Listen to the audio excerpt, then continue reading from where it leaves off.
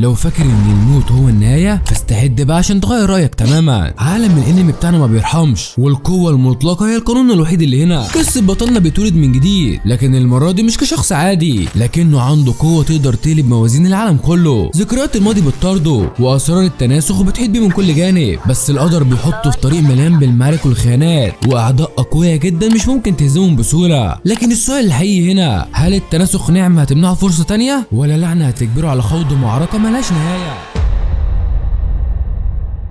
استعدوا القصه مليانه بالقوه والغموض والانتهاب، وكل معركه بتقرب بطلنا اكتر من الحقيقه. الانمي اللي معانا ده مش انمي عادي، دي حكايه بطل هيكسر حدود الحياه والموت ذات نفسها. وطبعا ده انمي جديد وموسمي واول مره تشوف فيه اساطير، فعايزك تنزل تدعمني باللايك الجميل واشتراكك الاسطوري، ونوصل الفيديو ده 10000 لايك لو عايزين جزء تاني. ومن غير ما اطول عليكم يلا بينا نبدا الحكايه. بتبدا الحكايه ببطلنا سينجي، واللي بيكون فقد الامل في حياته تماما، وبيطلع السكينه وبيقف قدام المرايه عشان يموت نفسه، وده عشان هو اتولد من غير موهبه وحاسس انه ملوش لازمه، وبيقول لنفسه في المرايه انا لازم اوصل لحاجه، بس ما يعرفش ان السكينه اللي في ايده دي مش مجرد سكينه عاديه، ده جرح واحد منها بس هيغير حياته كلها. فتعالى نرجع قبلها بيوم عشان نفهم اللي حصل. بتبدا الحكايه في المدرسه الثانويه، والطلبه كلها متجمعين وبيتكلموا عن الحادثه اللي حصلت امبارح، والناس شافت قاتل غريب مشهور برجل البتلات، وظهر اكتر من مره مجروح في رقبته وبيخرج منها ورق طاير شبه بتلات الورد كده. وعمنا سيجي قاعد مع نفسه سرحان ومش مركز مع حد خالص، والناس كلها عماله بتتكلم عن السفاح رجل البتلات، وعمنا سينجي مخنوق ومش عارف يركز من كتر الدوشه. بس فجاه المدرس بيدخل عليهم وبيعرفوا ان في طالبه جديده تنضم لفصلهم، وبتدخل البنت عليهم من غير ما تقول ولا كلمه حتى، وبتسيب الناس كلها وبتروح تتكلم مع سينجي، وتعرفوا ان هي زميلته الجديده واسمها هيتا. وسينجي بيعمل نفسه كارف ومش بيرد عليها حتى، وهيتا بتقعد جنبه مستغربه من ردة فعله، وبتفضل مركزه معاه طول اليوم. وسينجي بعد المدرسه بيكون راجع البيت زي كل مره، بس بيلاقي هيتا جايه وراه واقفه على السور زي النينجا بالظبط. وسينجي بيقول لها انت عرفت اسمي منين يا بت انت؟ وهيتا بتعرفه ان القرايه مش لاقي عليك يا صاحبي، وبتلاحظ ان في هالات سودا موجوده تحت عينيه. وعمنا سينجي بيمشي من المكان بحجه انه متاخر على ميعاد الدرس، وهيتا بتكلم نيومان المساعد بتاعها، وبتعرفه ان هو ده الشخص اللي بيدوروا عليه. وبنشوف السفاح المجنون رجل البتلات، وبيكون معاه ضحيه جديده عشان يعذبها، وبنلاحظ ان في حاجه شبه الدم خارجه من رقبته، وفعلا بتكون شبه بتلات الورد اللي شافوها على النت من شويه. والسفاح المجنون ده بيهجم على البنت وبيقطع رقبتها. وعمنا سينجي لسه قاعد في الشارع لحد دلوقتي، وبيفكر ازاي يلاقي موهبه تخليه مميز عن الباقي، لانه شايف نفسه شخص عادي وملوش اي قيمه في الحياه، وبيكون مستعد يعمل اي حاجه عشان يلاقي الموهبه دي. والشرطه بتكون وصلت المكان بعد بلاغ حد من المنطقه، والشخص بيقول ان هو سمع صوت حد بيصرخ في المكان ده، وبياخدوا بالهم ان في واحد بيرجع على الطريق، وبيفتكروه سكران ولا حاجه وتقل في الشرب يعني. وفي واحد من الضباط بيقرب منه عشان يتعرف عليه ويطلب منه يمشي من هنا، بس الراجل بيقول له امشي من هنا احسن لك. بس الضابط بيتعصب عليه اكتر واكتر، بيقول له انت بتكلم مين كده يا عم انت؟ وفجاه بيلاقي وشه مليان دم وشكله مرعب، وفي جردل قدامه في دماغ البنت اللي بيدوروا عليها، وبيطلع هو ده فيشر رجل البتلات السفاح. وعمنا سينجي الناحيه التانيه بيكون مروح البيت في امان الله، وفجاه بيلاقي جثه الضابط مرميه في الشارع والدم مغرق المكان كله. وبيظهر السفاح فيشر بعد ما قتل الضابط التاني، وبيكون فرحان جدا عشان قتل اتنين في اقل من 5 دقايق. وحرفيا المجنون ده مفيش حاجه بتسليه اكتر من القتل. وعمنا سينجي مصدوم من المنظر ومش عارف ينطق حتى، بس بعدها بيحس بحاجه غريبه جوه جسمه، وبيكون غيران جدا من عمنا فيشر. وفي اللحظه دي بتظهر هيتا مره تانيه، وبتكون عارفه الشعور اللي هو حاسس بيه، وده بيحصل لما واحد عديم الموهبه زيه بيشوف واحد موهوب وقوي جدا قدامه.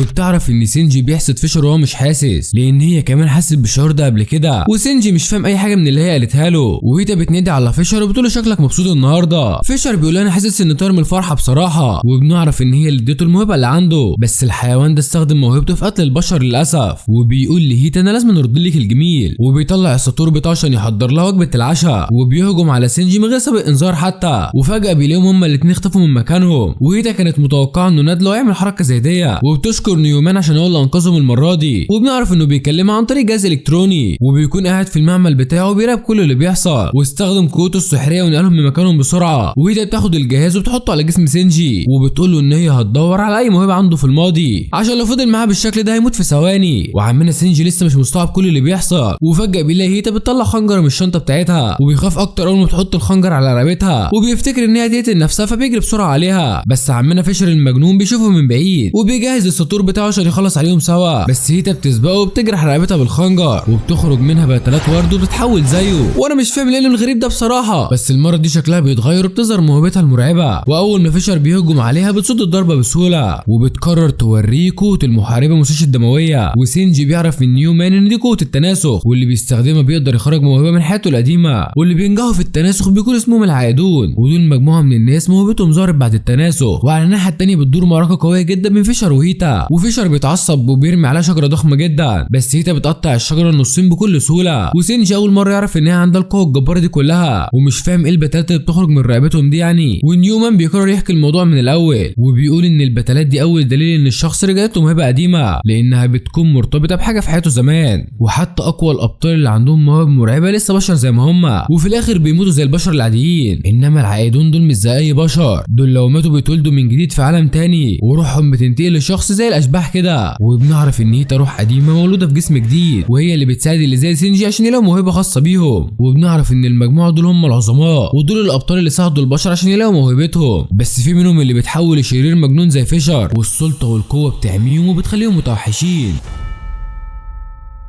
وكمان العالم بيحب المجرمين والسفاحين المشهورين، وهم دول اللي مواهبهم دمرت العالم، والمجموعه دي بيكون اسمها المذنبين، وفي منهم اللي روحه بترجع تاني عشان يقتلوا الموهوبين. وسينجي بيعرف معلومه خطيره من عمنا نيومان، وهي انه ممكن يموت اثناء ما هو بيتحول، عشان لو ما عندوش موهبه الخنجر هيقتله كانه انسان عادي، بس مع ذلك بيكون عنده فضول يجرب الموضوع. وسينجي سرحان في المعركه بين هيتا وفيشر، وكان نفسه يمسك سيف ساموراي ويحارب فيشر بدلها، وفيشر بيتريق على هيتا وشايف ان موهبتها ضعيفه، بس هيتا بتقرر توري له الوش التاني وبتخرج قوتها الحقيقيه، تستخدم تقنيه الفرسان الثمانيه. وفيشر بيحاول يصد الضربه بكل قوته، بس هيتا بتعرفه انه صد ضربه واحده بس، وبيظهر 7 سيوف تاني بيقطعوا جسمه في ثواني. وعمنا فيشر المجنون ده بيموت اخيرا، والجثه بتاعته تتحول لبتلات من الورد. وهيتا بتبلغ نيومان ان المهمه تمت بنجاح، وبتتفاجئ اول ما بتلاقي سينجي اختفى من المكان، وسينجي بيكون رجع البيت وذبح نفسه بالخنجر، وبتخرج البتلات من رقبته، وبنعرف ان عنده موهبه خفيه. وبيظهر عمنا سينجي وهو طفل صغير، وبيكون عمال يجري وخايف جدا، وبيلاقي اخوه الكبير سيو واقف بعيد، وبيمد ايده بيطلب منه يتحرك بسرعه عشان يلحقه. وسينجي بيصحى من النوم وبيلاقي هيتا عنده في الاوضه، وبيفتكر ان كل اللي حصل ده كان حلم ولا حاجه، بس بعدين بياخد باله ان الدم مغرق ايديه. وهيتا بتعرفه انه نجح في اختبار التناسخ وموهبته ظهرت اخيرا، وما كانتش فاهمه هو ليه بيطلع صوته وهو نايم. وسينجي بيقرر يحكي لها الموضوع من الاول، وبيعرفها ان كان عنده اخ كبير اسمه سيو، وكان مميز في حاجات كتيره ومتفوق في دراسته كمان، ده غير المواهب والهوايات الكتير اللي عنده، والناس كلها كانت بتحبه وشايفه انه معجزه، وهو الوحيد اللي في العيله اللي حقق شهره وفلوس وهو صغير، والكل كان متاكد ان مستقبله هيكون مشرق جدا. انما عمنا سينجي طلع العكس تماما، وكان مجرد ولد فاشل دايما متاخر في كل حاجه، وحتى سباق الجري اللي دخله طلع في المركز الرابع. وسيو لما دخل نفس السباق زمان كان دايما بيطلع الاول، وكان بياخد ميداليات ذهبيه، وسينجي كان بياخد نحاس وفضه، وحرفيا العيله شايفينه طفل عالم ملوش 30 لازمه. وسينجي كان بيحلم ان هو يبقى ناجح زي اخوه في يوم من الايام، او عنده موهبه واحده تخليهم يشوفوه كشخص مميز مش عادي. وبنعرف ان اخوه مات بمرض للاسف وهو لسه شاب، وشكله كده مات بسبب اخوه، اصل حرفيا الواد بيحسد اخوه على كل حاجه في حياته. بس المشكله الحقيقيه كانت في اهله مش اكتر، عشان اول ما سيو مات قالوا ان سينجي هو السبب، وكان دايما بيرموا اللوم عليه بعد اي مشكله تحصل له، وفي الاخر طردوه من البيت وبقى عايش لوحده دلوقتي، وعشان كده عايز يرجع تاني ويذلهم بالموهبه اللي عنده، ولازم ينتقم ويثبت للكل انه مش شخص فاشل ابدا، ويعرف كل واحد بصله بشفقه انه اقوى منهم كلهم. بس اهم حاجه دلوقتي انه يثبت ده لنفسه الاول. وهيتا بتعرف انه ابتدى يكره نفسه بسبب عيلته، وعشان كده فهمت هو ليه عايز يبقى موهوب باي شكل من الاشكال.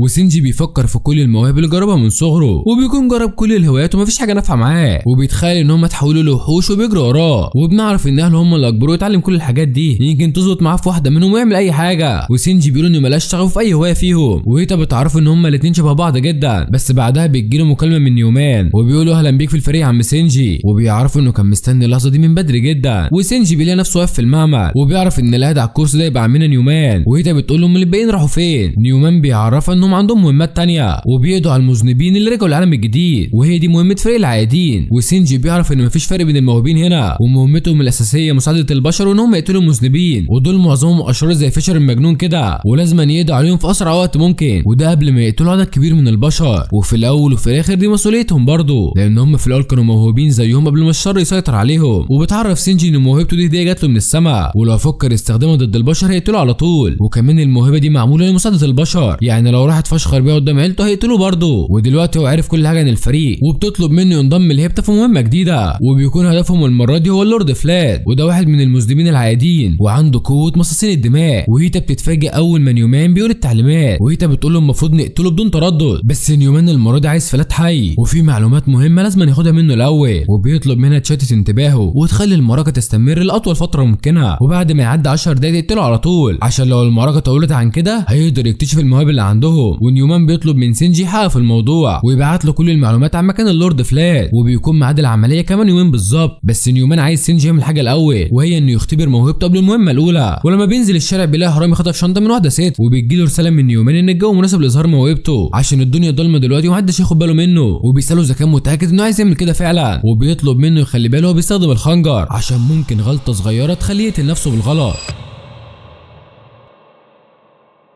وعمنا سينجي بيجرح نفسه وبيتحول اخيرا، وبيكون عنده موهبه السرقه بايده اليمين، يعني حتى الموهبه الوحيده اللي عنده طلعت شمال، وبيلاقي الحرامي جاي ناحيته بالشنطه فبيستخدم قوته بسرعه من غير ما ياخد باله حتى، وبياخد الحاجات اللي موجوده في الشنطه، والست بتتعصب عليه عشان ساب الحرامي يفلت منه، لكن سينجي بيقول لها ما تقلقيش يا مدام كله تحت السيطره، وبيطلع كل الحاجات اللي كانت في الشنطه، لكن الست بتتعصب عليه اكتر وبتشتمه تاني وبتقول له الشنطه دي براند غبي واغلى من الحاجات اللي فيها، وبترجع تجري مره تانيه ورا الحرامي. ونيومان بيعرف ان سينجي استخدم موهبته من قرب 70 سم تقريبا، وكمان ما عملش اي هجوم مباشر مع الخصم، وده معناه ان موهبته خطيره جدا بس بتخليه يسرق الحاجات بخفه من مسافات قريبه. وسينجي بيكون عامل حركه غير متوقعه وسرق دم من جسم الحرامي، والست اول ما وصلت لقت الحرامي مغمى عليه، وبنعرف ان الحرامي جاله هبوط ووقع على الارض من كتر التعب، وسينجي عمل الحركه دي عشان يعجزه من غير ما يقتله. ونيومان شايف انه قدر يحول موهبه شريره زي السرقه لقوه تساعده على فعل الخير ومساعده البشر، وكده ابتدى يفهم هدفهم الحقيقي من المهمات بتاعتهم، وان الموهبه في حد ذاتها مش مهمه، انما المهمه هو الطريقه اللي هيستخدمها بيها. وبعدها بيجي ميعاد المهمه الاساسيه، وهيتا بتتحول وبتقابل اللورد فلات، وبيعرف ان هي واحده من فريق غابته العظماء، وبيقول ان هي جريئه جدا عشان جايه تحارب لوحده، وده عصبه اكتر عشان كده بتقلل من قوته، وبيبدا الهجوم على طول وبيخرج اشواك من تحت الارض، وهيتا بتتفادى كل الاشواك وبتدمرهم كلهم، وفلات مستناها تجيب اخرها في القتال، وعمنا سينجي واقف بعيد وبيراقب كل اللي بيحصل، وهيتا بتحاول تماطل لحد ما ال10 دقايق يخلصوا، ونيومان بيحلل البيانات كلها والتحركات بتاعت فلات، وبيطلب من هيتا تركز على المهمه اكتر، وبيعرف ان هي لو اتهورت ممكن تموت قدامه ولازم تستنى الفرصه المناسبه وتخلص عليه بالضربه القاضيه. هيتا بتقول ان هو بيضرب اشواك من كل حته لدرجه ان هي واقفه فوق الشجره بس بيوصلها بالاشواك برضه، وفلاد ما بيكونش فاهم البنت دي بتعمل ايه، وهيتا بتفكر ازاي تخلص عليه بضربه واحده بس. ونيومان بيطلب من سينجي يخلص بسرعه لان هيتا مجنونه ومش هتستنى اكتر من كده عشان قوه الساموراي اللي عندها بتخليها متعطشه للمعارك الدمويه، وممكن توقع نفسها في مشكله وحتى تبقى في خطر كبير. وفعلا بتستخدم تعويذه الفرسان ال8 مره ثانيه وبتخرج في الهواء وبتكون مكشوفه قدام عمنا فلات، واللورد فلات بيحس ان هي حرب استنزاف وبيخرج عليها اشواك كتير عشان يضعف قوتها، بس هيتا بتعرفه ان الدفاع مش التخصص بتاعها، واول ما بتقرب منه بيغطي نفسه بالاشواك وبيخرج بسرعه وبيطعن هيتا بالسيف. ونيومان بيعرف سينجي ان كده المهمه فشلت وبيطلب منه ينسحب فورا ويسيب هيتا لوحدها. فيا ترى بطلنا يعمل كده فعلا ولا هرمونات السقه هتطلع عليه ويرجع عشان ينقذها؟ ده اللي هتعرفه لو عملت لايك دلوقتي وكملت الفيديو للاخر.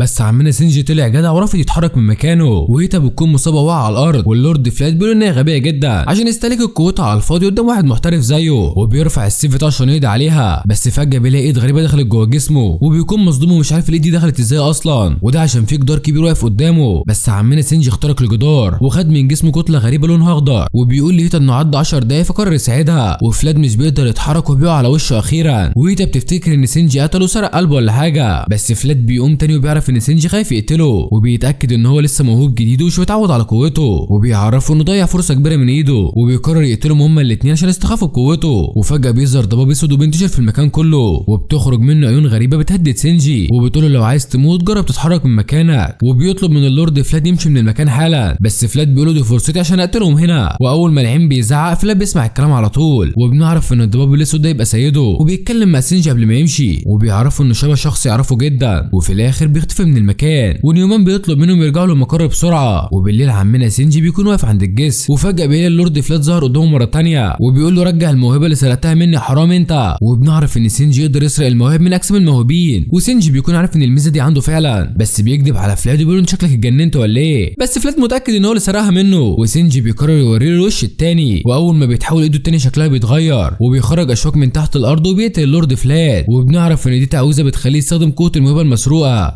وبيشكر اللورد فلاد على الموهبه الجامده دي، وبيقول له ما تقلقش انا هستغل موهبتك في فعل الخير مش اكتر. وسينجي بيعرف انه ممكن يسرق اي موهبه تعجبه، ومش مهم الموهبه دي من العائدين ولا المذنبين، لانه ناوي يسرق موهبه اي شخص يظهر قدامه، وهيفضل يسرق لحد ما يجمع اكبر عدد من المواهب، وساعتها هيكون اكتر شخص موهوب في التاريخ كله، وبكده هيكون عدى مستوى اخوه سيو بكتير. وسينجي مستني اللحظه اللي تتغير فيها كل حاجه، وبيظهر منه جانب شرير ما كانش موجود قبل كده، وبيقرر يجمع كل المواهب دي عشان يسيطر على العالم. فيا ترى عمنا سينجي هيكمل في الخير ولا الشر؟ ويا ترى قوته هتفيد البشريه ولا هتدمرها في الاخر؟ ده اللي هنعرفه الحلقه الجايه يا اساطير. وقولوا لي في الكومنتات لو عايزيننا نكمل في الانمي الاسطوري ده بصراحه، وهستنى تقييمكم في الكومنتات وهقراهم كلهم النهارده. واشوفكم في فيديو جديد وانمي جديد يا اساطير، وسلام.